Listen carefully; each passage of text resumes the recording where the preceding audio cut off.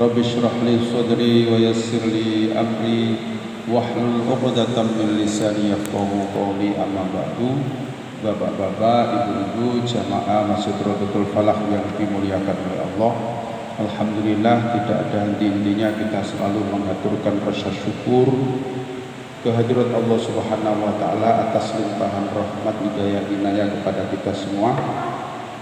Nikmat iman Islam, kesehatan jasmani rohani, istiqomah dalam kebaikan dan beramal soleh. Mudah-mudahan semua amal ibadah kita diterima oleh Allah Subhanahu wa taala. Para jamaah yang dirahmati oleh Allah, kita sekarang masuk ayat 103. Bismillahirrahmanirrahim. Mari kita lanjutkan kajian kita. Terlebih dahulu kita baca suratul Fatihah. Mudah-mudahan ayat-ayat yang akan kita kaji ini menjadi ilmu yang bermanfaat, menjadi ilmu yang barokah, dan bisa menambah keimanan kita dan ketakwaan kita kepada Allah Subhanahu wa taala. Al-Hadaniyah as-Salihah al-Fatihah. A'udzu billahi minasyaitonir rajim. Bismillahirrahmanirrahim. Alhamdulillahirabbil alamin. Ar-Rahmanir Rahim. Maliki yaumiddin. Iyyaka na'budu wa iyyaka nasta'in. Ihdinas siratal mustaqim. Siratal ladzina an'amta 'alaihim ghairil maghdubi 'alaihim waladdallin. Amin. Bismillahirrahmanirrahim. Laisu, tidak ada, sawaan itu sama, min ahlil kitabi, dari ahli kitab.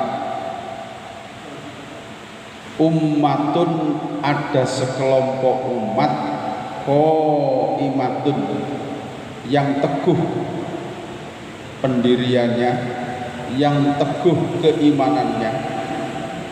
Yatluna, mereka membaca, yatluna, mereka membaca ayatillahi, ayat-ayat Allah, ana al-laili, dikala malam hari, wahum, dan mereka yasjuduna, mereka bersujud kepada Allah. Kalau kita terjemahkan bebas,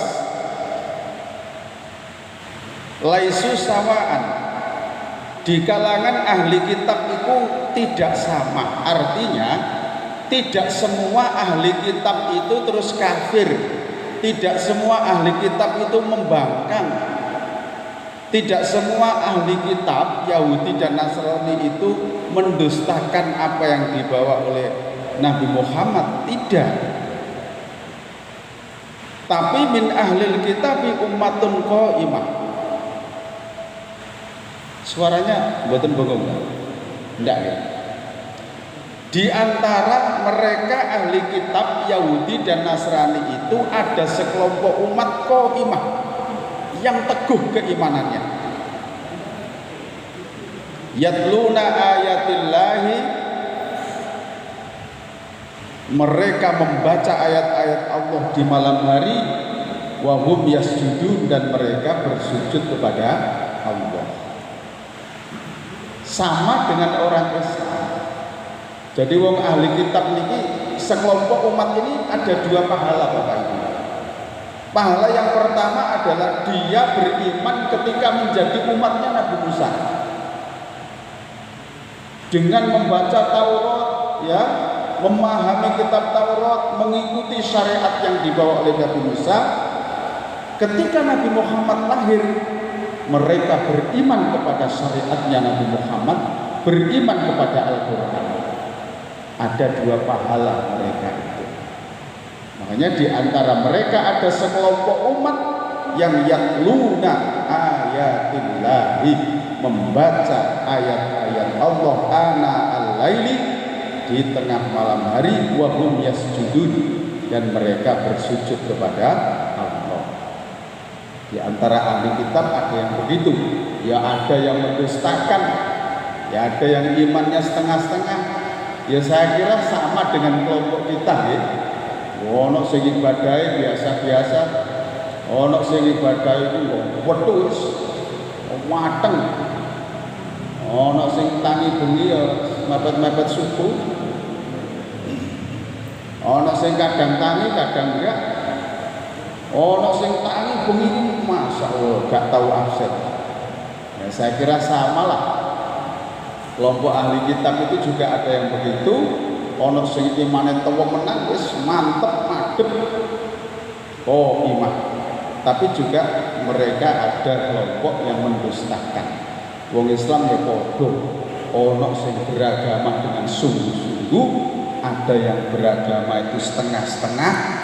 Ya sama saja, sama saja. Ya, sama saja. Ono sing beragama ya dipilih sing enak-enak tok. Salat 5 waktu gak gelem, teko nang masjid gak gelem, diundang tanggane tasyakuran teko disini. Lah ngoten sih. Katane mboten. Atah yo enak tasyakuran teko melok wiritan titik yo etok muni titik kok mari ngono le bekal.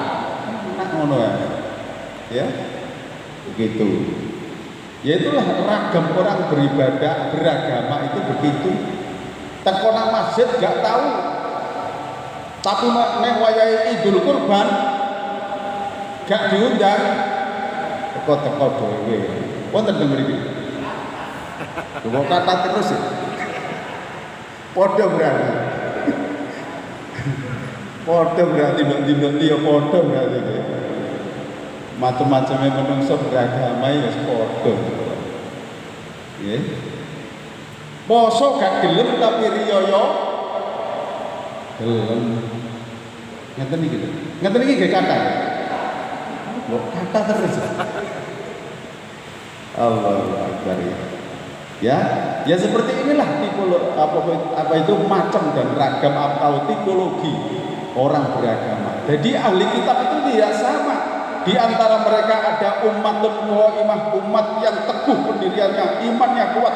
Yatluna ayatillahi, mereka membaca ayat-ayat Allah ana al-laili, di tengah malam hari wa hum yasjudun, mereka sujud kepada Allah. Ini ahli kitab. Yu'minuna, mereka beriman billahi kepada Allah, wal yaumil akhir, dan beriman kepada hari akhir. Wa ya'muruna, dan mereka memerintah atau menyuruh bil ma'ruf, kepada yang ma'ruf, perbuatan baik. Wa yanhauna, dan mereka melarang, mencegah anil mungkari, dari perbuatan mungkar. Jadi kelompok ahli kitab juga ada yang seperti ini. Orang Islam juga ada. Wa yusari'una, dan mereka bersegera. Wa yusari'una, dan mereka bersegera fil khairati, dalam kebaikan-kebaikan. Wa ulaika, dan mereka itulah minas sholihin, mereka termasuk orang-orang yang soleh. Orang ahli kitab yang imannya teguh tadi, membaca ayat-ayat Allah, terus mereka beriman kepada Allah, kepada hari akhir, menyuruh kepada yang ma'ruf, mencegah kepada yang mungkar, bersegera dalam melakukan kebaikan-kebaikan, digolongkan oleh Allah wa ulaika minas sholihin. Mereka itulah termasuk atau masuk dalam golongan orang-orang yang soleh. Ya, mudah-mudahan kita juga masuk kelompok yang ini. Jadi kita mengajak kepada yang ma'ruf, mencegah kepada yang mungkar. Nah, mengajak kepada yang ma'ruf. Jadi kula jenengan ini punya kewajiban ini, Pak. Jadi sing berhak mengajak kepada yang baik dan mencegah dari yang mungkar itu tidak hanya ustadz saja. Jenengan juga harus melakukan hal ini. Paling tidak jenengan itu beramar ma'ruf nahi mungkar kepada keluarga sendiri. Ngoten lho, nggih. Anake sing lanang sing seisok dijak nang masjid, ayo digawa nang masjid. Lanang, yang wedok di rumah gak apa-apa. itu diajak ke masjid. Yang penting tetap menjaga protokol kesehatan. Ya, diingatkan waktunya ngaji, waktunya sholat, jangan lupa sebagai orang tua, gitu ya. Jadi jenengan ini saya ingatkan berkali-kali di kalangan para jamaah. Jadi jenengan jangan sampai lupa kate berangkat kerja, setelah datang dari kerja masuk rumah, yang ditanyakan kepada anak-anak itu sudah sholat ya? Nah begitu loh. Wes sholat iki. Misalnya kok waktu asar jenengan dugi datang dari kerja atau datang dari bepergian, sudah sholat asar. Pas kok jenengan itu datang pas sholat maghrib, sudah sholat maghrib belum? Jadi selalu orang tua itu menanyakan tentang sholatnya anak-anak. Ayo wis ngaji apa durung? Dibiasakan setiap setelah maghrib atau setelah subuh membaca Al-Quran. Kalau belum selalu diingatkan. Ayo belum tadarus kan? Ayo tadarus dulu. Jadi begitulah namanya amar ma'ruf kepada keluarga. Gitu ya. Wa yanhauna 'anil munkar, dan mencegah dari yang mungkar. Oh jangan begitu, itu enggak baik. Ya, misalnya dia itu berbuat apa begitu, sebagai orang tua harus mencegah. Oh jangan, itu enggak baik. Enggak baik. Jangan dilakukan. Kepada teman-teman juga begitu. Bagaimana kita beramar ma'ruf nahi mungkar kepada teman. Kalau keluarga sudah, mungkin dilanjutkan dengan tetangga atau teman, gitu ya. Barangkali kadang-kadang kate melok nang masjid sungkan ditawari. Ayo nang masjid ya. Gitu. Ya, jadi seperti itu. Waktu sungkan ya, lapo nang masjid sungkan Pak. Bebas masjid itu. Tanggung jawab wae. Iki lak masjid awak dhewe kita. Ya dengan bahasa-bahasa mereka lah kita mengajak mereka. Jangan dicemooh, tapi ayo diajak. Ya, soalnya orang begitu kalau kita tidak dengan hati yang lembut mengajak itu ya iso-iso jadi pertengkaran gitu loh. Sampai niku ngaku Islam gak sholat neraka kan. Tambah kadel kan. Iso-iso berantem yo ngono. Ya, seperti itu. Jadi jangan dilakukan. Wa ma yaf'alu, dan apa yang mereka kerjakan min khairin dari kebaikan, falayyifaru, maka tidak akan ditolak kebaikan itu, maka tidak akan dihalang-halangi pahalanya kebaikan itu. Wallahu, dan Allah alimun, maha mengetahui, bil muttaqin, terhadap orang-orang yang bertakwa. Jadi ayat ini mulai ayat 111 sampai 115 ini membicarakan tentang kelompok ahli kitab yang teguh keimanannya, dan dia menyambung keimanannya dengan beriman kepada Nabi Muhammad dan agama Islam yang dibawa oleh Nabi Muhammad itu. Terus innal ladzina, sesungguhnya orang-orang yang kafaru, mereka kafir, lan tughniya, tidak berguna, lan tughniya, tidak berguna, anhum, dari mereka orang-orang kafir, amwaluhum, harta benda mereka, wala auladuhum, dan tidak berguna anak-anak mereka, minallahi, dari siksaan Allah, azab Allah, syai'an, sedikit pun. Wa ulaika, dan mereka itulah ashabun nar, penghuni neraka, hum, mereka, fiha, di dalamnya, khaliduna, orang-orang yang kekal. Sesungguhnya orang-orang kafir itu tidak berguna harta benda mereka, tidak berguna anak-anak mereka yang mereka bangga-banggakan dari azab Allah sedikit pun, dan mereka itulah penghuni neraka, mereka di dalamnya kekal selama-lamanya. Ayat ini untuk menjawab omongan orang-orang kafir yang mengatakan bahwa begini, kalau Muhammad itu benar, kalau Muhammad dan pengikutnya itu benar, pasti dia tidak miskin seperti itu. Wong-wong kafir ngomong. Coba lihat saja Muhammad dan para pengikutnya itu punya apa dia? Enggak punya apa-apa kan? Ya. Tapi coba kita lihat, kita, teman-teman kita, dari segi ekonomi, status sosial, banyak harta. Anak-anak kita juga banyak, dan anak-anak kita adalah orang-orang yang terurus. Begitulah kira-kira saiki. Nah, jadi mereka membangga-banggakan harta yang mereka miliki, membangga-banggakan anak-anak mereka, seakan-akan harta dan anak-anak mereka itu bisa melindungi dia dari siksaan api neraka.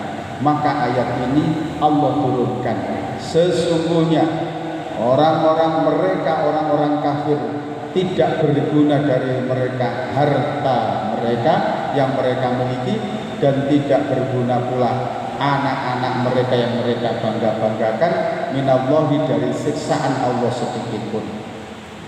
Harta orang-orang kafir dan anak-anak orang-orang kafir tidak bisa melindungi apa-apa dari siksaan Allah. Wa ulaika ashabun nar hum fiha khalidun. Itulah orang-orang kafir. Masaluma perumpamaan apa yang yunfikuna mereka infakkan, mereka nafkahkan.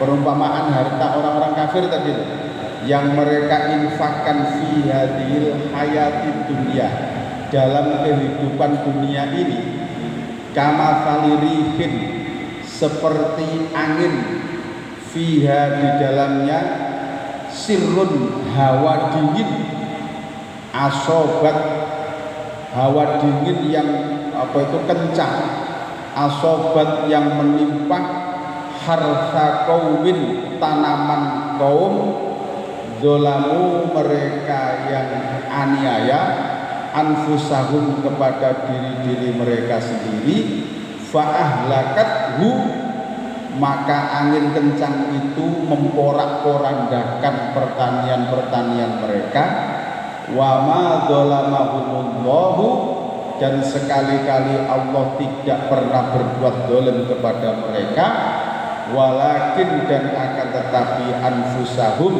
diri-diri mereka sendiri, yadzlimun mereka berbuat aniaya. Dilanjutkan, jadi kalau yang 116 tadi bahwa harta mereka, anak-anak yang mereka bangga-banggakan sedikit pun tidak akan bisa menghalang, tidak bisa menjadi penghalang dari siksaan api neraka. Apa yang mereka lakukan, harta yang mereka infakkan dari orang-orang kafir tadi itu, mereka membangun gereja, mereka membangun kuil, ya, dengan jemaatnya ditariki untuk bangun gereja, bangun sekolah. Dikira harta benda yang mereka keluarkan itu akan berdampak baik kepada mereka. Ya, ternyata Allah katakan apa yang sudah mereka infakkan dalam kehidupan dunia, kamathali rihin fiha sirrun asobat harta qaumin, harta benda mereka itu bagaikan tanaman, ya, tanaman-tanaman orang-orang petani yang ada di desa itu, yang kira-kira itu diharap-harapkan hasil panennya lalu diterpa oleh angin yang kencang yang memporak-porandahkan tanaman itu, akhirnya mereka gagal panen. Amal mereka orang-orang kafir itu seperti itu. Jadi begitu. Amal yang mereka harapkan itu diharapkan bisa menjadi penolong, ternyata dikatakan oleh Allah seperti tanaman yang dihempas oleh angin, dihancurkan oleh angin kencang, sehingga apa itu buah-buah mereka yang diharapkan bisa dimiliki hancur karena ditimpa oleh angin kencang itu. Dzalamu anfusahum fa'ahlakatuhum. Maka itulah apa itu mereka telah berbuat dolim kepada diri mereka sendiri. Jadi itulah amal yang dilakukan oleh orang kafir. Apa yang mereka tanam tidak ada gunanya. Berbeda dengan orang mukmin, berbeda dengan kita Bapak Ibu. Apa yang kita infakkan di jalan Allah, maka besok akan kita temui ketika kita sudah pulang ke hadapan Allah. Berbeda dengan itu, ya. Ya, bahkan ada satu riwayat yang mengatakan bahwa setiap amal perbuatan baik yang kita lakukan ini adalah inilah satu-satunya yang bisa menemani kita di alam kubur ketika kita sudah pulang ke hadapan Allah. Ya, apa yang sudah kita infakkan di jalan Allah berupa apapun, ya, di masjid atau di madrasah, pondok pesantren, panti asuhan, besok akan datang menemani kita di alam kubur ketika kita sudah pulang ke hadapan Allah Subhanahu wa Ta'ala. Bahkan ada riwayat yang mengatakan ketika malaikat Munkar Nakir itu takut, marrobuka, ya, man nabiyuka, wa ma dinuka, wa ma kitabuka. Malaikat Munkar Nakir itu takut, siapa Tuhan, siapa nabimu, apa agamamu? Dia belum jawab, ternyata ada suara yang sudah menjawab. Apa itu? Tuhanku adalah Allah, agamaku adalah Islam, kitabku adalah Al-Quran. Orang-orang mukmin adalah teman-temanku. Deweknya kaget, siapa kamu? Ya, jadi dia belum jawab loh, wis ono sing jawab. Siapa kamu? Aku ini amalmu dulu yang kamu infakkan di Masjid Raudhatul Falah. Aku ini adalah semen 50 sak yang kamu infakkan di Masjid Raudhatul Falah. Loh begitu loh Pak. Jadi jawab satu per satu. Maka nek kula panjenengan gak usah ngapalno pertanyaan kubur, pengumuman. Masuk jenengan apalno sampai saiki. Tapi nek jenengan gak duwe amal soleh ya tetep meniti takoni ndekane alam kubur klengah-klengah dikaplak malaikat. Jawabannya suwe ya. Itu loh ya. Jadi apa itu ndak usah dihafalkan. Maksud dihafal gak iso. Itu sudah secara otomatis. Jadi walaupun kita itu tidak menghafalkan itu, sudah otomatis bisa. Kenapa? Karena kita sudah beriman, kita sudah bertakwa, kita sudah membuktikan iman kita dengan amal soleh yang kita lakukan. Semuanya itu nanti akan menjadi teman kita di alam kubur dan terus menemani kita sampai ke akhirat nanti. Jadi mudah-mudahan amal-amal yang sudah kita lakukan diterima oleh Allah Subhanahu wa Ta'ala.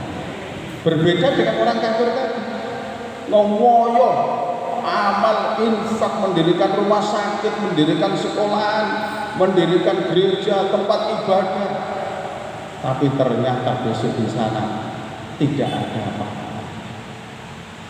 Ya, tidak ada apa-apa. Di ayat lain dikatakan haba'an mansuran. Di ayat yang lain dikatakan amal-amal yang dilakukan oleh orang kafir itu ibaratnya di sini itu ada batu besar, kemudian di atasnya itu ada debu, Kemudian datanglah hujan yang turun, maka hilanglah debu yang menempel di atas dagu yang licin. Karena apa? Itulah amal orang kafir. Nah, berbeda dengan orang mukmin tadi itu berbeda sekali. Allah sampai menghentikan faman ya'mal mithqala dzarratin khairan yarah wa man ya'mal mithqala dzarratin syarran yarah. Barang siapa yang beramal kebaikan walaupun nilainya itu sebesar biji sawi, kecil sekali, akan diperlihatkan. Dan barang siapa beramal jelek, maksiat, juga nilainya kecil, akan diperlihatkan pula. Semuanya tidak ada yang luput dari catatan Allah. Begitu Pak ya. Kula panjenengan ngaji barang ngeten iki wis dicatet kabeh Pak. Jangan khawatir Pak. Ono kabeh catetane Pak. Ya, jadi kalau kita itu di dunia itu, kalau sekarang ada istilah apa itu IT itu kan ada file kan gitu ya. Setiap kita punya apa sekarang kan disimpan file, ada file, macam-macam file di komputer itu ya. Tinggal kita beri nama apa file itu, kita tinggal klik sudah buka. Allah juga lebih canggih lagi. Ada file sholat, ada file puasa, kan begitu ya. Ada file infak sedekah. Jadi tinggal melihat aja. Allah lebih canggih. Kalau sekarang komputer canggih, Allah lebih canggih lagi. Didelok ayo misalnya Pak Yasin, delok file sholatnya, jangan apa enggak. Klik file sholatnya Pak Yasin, lo ketok kabeh. Oh alhamdulillah, gak sing abang nilai ini. Nah, swarga. Amin Allahumma amin. Gitu ya. Barang si fulan ini coba klik sholatin, masya Allah nilainya kok abang kabeh. Kadang sholat, kadang gak sholat, kadang sholat, kadang gak sholat. Jadi ada semua. Ya seperti orang sekolah inilah. Catatan-catatan amal itu seperti itu. Itu loh ya. Jadi jangan ragu akan amal ibadah yang kita lakukan ini, karena semuanya itu akan tercatat, ya, akan dicatat oleh Allah dan tidak ada yang luput dari pengawasan Allah, ya. Jadi jangan sampai merasa bahwa Allah tidak menghiraukan sekecil apapun, ya. Sekecil apapun. Bahkan di dalam hadis itu dikatakan, kamu jangan meremehkan amal yang kau pandang kecil. Justru kadang-kadang dari amal yang kecil itulah menjadi penyebab Allah itu menerima amal-amalmu yang lain. Nah, ngerti nggih? Jadi Allah itu luar biasa Bapak Ibu. Luar biasa sekali Allah itu dalam menerima amal baik hambanya, itu luar biasa. Apalagi amal-amal yang terkait dengan orang lain, yang terkait dengan makhluk Allah, itu nilainya masya Allah luar biasa, ya, luar biasa sekali. Makanya inilah kita disuruh berbuat baik kepada siapa saja, pada kerabat kita, kepada tetangga kita, karena itu adalah nilainya tinggi di hadapan Allah Subhanahu wa Ta'ala. Mungkin kita sering sekali mendengar kisah bahwa bagaimana belas kasihan Allah kepada hambanya itu, ya, yang sering saya sampaikan, saya utarakan, tapi untuk pelajaran tidak apa-apa. Bagaimana seorang wanita pezina yang berpuluh-puluh tahun berbuat zina, kemudian pulang, di tengah perjalanan ada anjing yang kehausan, kemudian wanita pezina ini dengan hati yang ikhlas melepas sepatunya dan turun ke bawah untuk memenuhi air ini, merangkak ke atas, kemudian sampai di atas dia beri minum seekor anjing. Lho gara-gara ngene lho Pak. Ya. Dosanya zina berpuluh-puluh tahun tadi itu. Terus hatinya wanita ini diubah oleh Allah sehingga mau bertaubat, dan dengan mudahnya Allah menerima taubatnya dan akhirnya Allah memasukkan surga. Coba. Padahal nilainya cuma memberi minum seekor anjing. Luar biasa sifat Rahman Rahimnya Allah itu. Apalagi panjenengan amal yang sifatnya besar, ya, itu malah akan nilainya akan tinggi di hadapan Allah Subhanahu wa taala. Mungkin ada yang ditanyakan karena bahasanya berbeda. Mungkin barangkali ada yang ditanyakan, monggo. Mumpung temanya belum ganti. Assalamualaikum warahmatullahi wabarakatuh. Waalaikumsalam. Oke, Pak. Baik, Mas. Berkaitan dengan surat Al-Imran ayat 111 yang tadi di atas, bahwa saat ini dari sebagian ahli kitab Nasrani mungkin itu ada juga yang golongan orang-orang yang soleh. Ya, yang ingin saya tanyakan Ustaz Zainul, di zaman sekarang apakah masih ada golongan ahli Taurat atau ahli kitab yang masih ada sampai zaman saat ini? Kalau yang masih ada, apakah ada ciri-cirinya atau tanda-tandanya gitu? Sebab agak sulit ya, kan Islam di akhir zaman terpecah menjadi 73 golongan, Nasrani 72 golongan dan gitu. Sehingga kita kadang-kadang banyak orang Nasrani atau non Muslim juga yang beramal soleh kan gitu, ada yang dikatakan menyumbang, kemudian juga mendirikan rumah sakit, nah kan niatnya sudah baik. Nah ini bagaimana mohon penjelasannya Ustaz? Terus terima kasih. Alhamdulillah Pak Roy sudah bisa bergabung. Mudah-mudahan tambah sehat. Ahli kitab itu sebutan, ya, sebutan sebelum Islam itu datang. Nah, jadi sebelum Islam itu datang, itu mereka sebelum Islam datang itu disebut ahli kitab. Yahudi, Nasrani, yang paling banyak kan begitu kan. Maka ketika Islam itu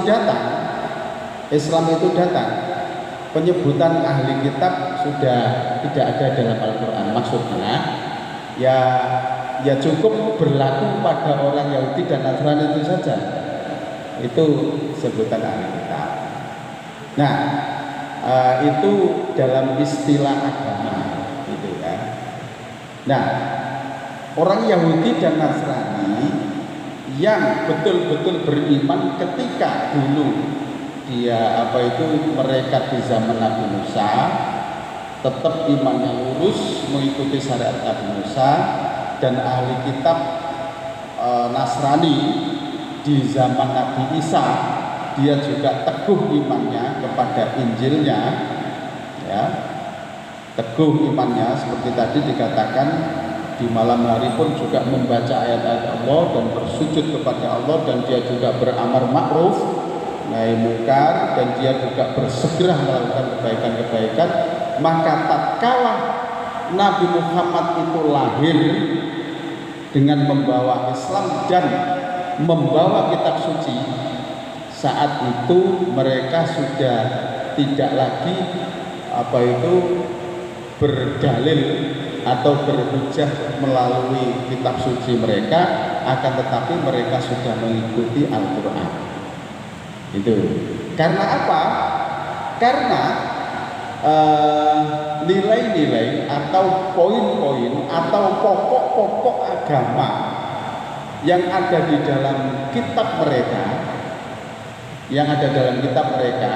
baik Taurat atau Injil, itu sudah dimuat di dalam Al-Quran. Jadi mereka sudah tidak lagi berhujjah dalam satu hukum, tidak lagi berhujjah menurut kitab Taurat, enggak, menurut kitab Injil saya tidak. Karena apa? Karena satu, syariatnya sudah ganti, gitu. Jadi saya ibaratkan gerbongnya sekarang sudah gerbongnya Nabi Muhammad gitu. Nah, Jadi begitu, terus otomatis tata atau cara aturan beribadahnya adalah sudah berbeda. Maka mereka tidak boleh lagi mengikuti yang ada di Taurat mereka, tidak boleh lagi mengikuti tata cara yang ada di kitab Injil mereka, tapi mereka harus mengikuti kepada Al-Quran. Nah begitu ya, harus mengikuti kepada Al-Quran. Dan mereka yang lurus imannya itu tadi, maka mereka kalau beramal soleh ya seperti kita berarti. Tapi kalau mereka masih tetap kepada kitab Tauratnya, tetap kepada Injilnya, dan tidak mau mengikuti ajaran atau yang dibawa oleh Nabi Muhammad, yang mereka dikatakan seperti tadi, walaupun beramal ya mereka akan sia-sia. Nah seperti itu ya. Mereka akan sia-sia itu. Nah jadi dan mereka pasti mereka kalau betul-betul beriman dan mendalami isi kitabnya, begitu Al-Quran itu datang, Nabi Muhammad itu datang, sudah otomatis oh iya, oh ini kan yang ada di kitab kami, oh ini seperti yang ada di kitab kami. Mereka hanya begitu-begitu saja. Artinya apa? Bahwa Al-Quran itu adalah musaddiqan lima ma'hum, membenarkan terhadap apa yang ada pada kitab mereka, bukan menyalahkan tapi membenarkan. Jadi mereka tinggal oh ya, begitu membaca ayat Al-Quran, oh ya sama, membaca ayat Al-Quran, oh ya sama, tinggal begitu aja. Ngerti nggih? Monggo Pak, yang lain Pak.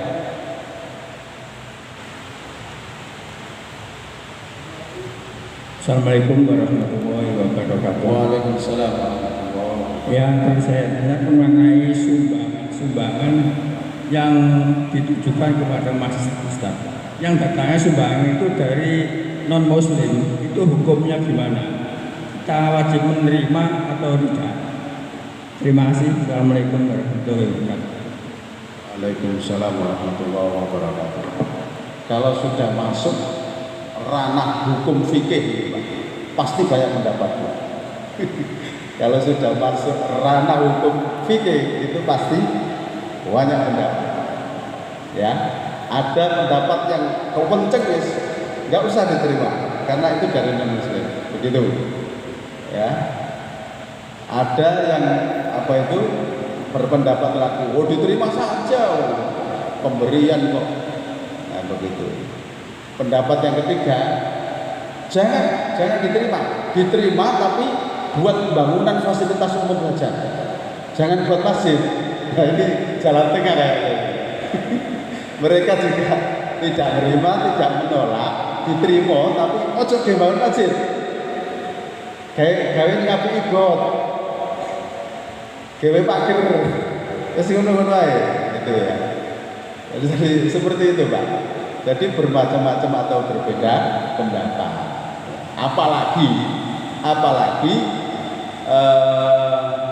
di situ orang-orang Islamnya masih mayoritas penduduk Muslim. Terus infaknya juga sudah banyak.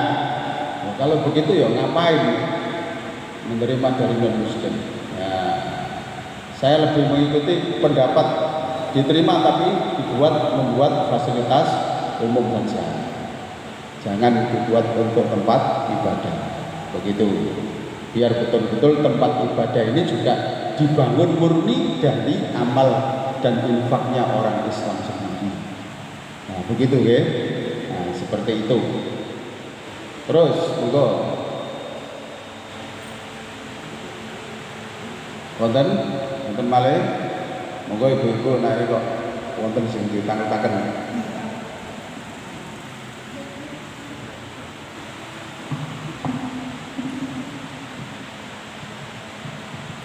Niki sholat isya tasih kira dengan oke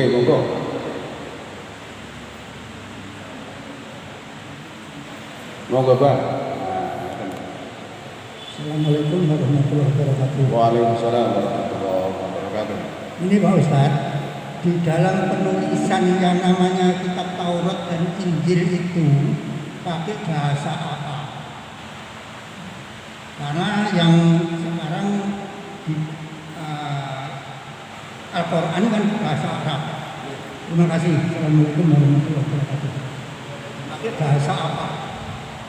Terus itu pertanyaannya. Pertanyaannya, untuk Injil dan Taurat, penulisannya pada waktu itu pakai bahasa apa? Terima kasih. Bahasa Arab atau Nggih, bahasa nggih. Ibrani? Kitab Taurat dan Injil, betul nggih? Penulisannya waktu itu pakai bahasa apa? Pakai bahasa Ajam, Pak. Jadi Ajam itu sebelum datangnya bahasa Arab. Pokoknya selain bahasa Arab itu berarti bahasa Ajam. Ngoten Pak ya. Jadi sebelum atau sebelum adanya bangsa Arab, maka bahasanya dinamakan bahasa Ajam.